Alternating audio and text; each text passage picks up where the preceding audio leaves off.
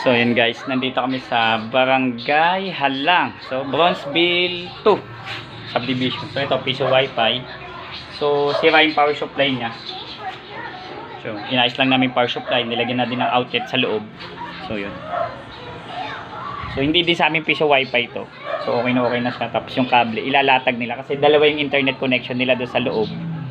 So sayang naman daw yung pagkaka-apply nila ng dalawang internet. So gagamitin na din nila. May piso wifi namin sila malapit dito sa kanilang area.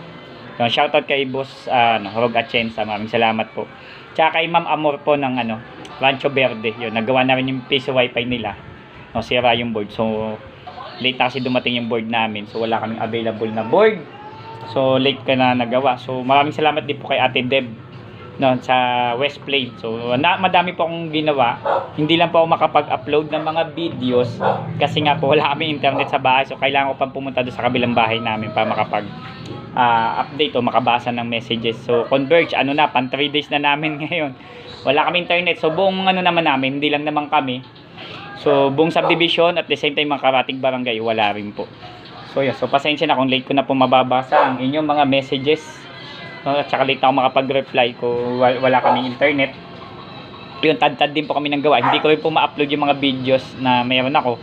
Gawa nga ng wala nga po kami internet sa mismong bahay nga po namin. So okay na yung bendo niya. Nireset namin yung antena. Yun, so napalitan namin ng pangalan. Yun, andun sila.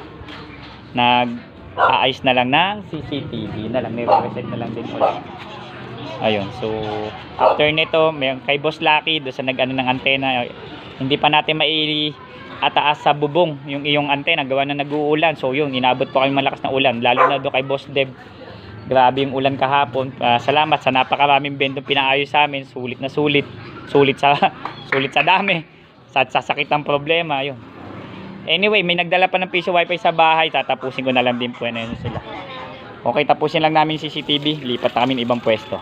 Salamat po.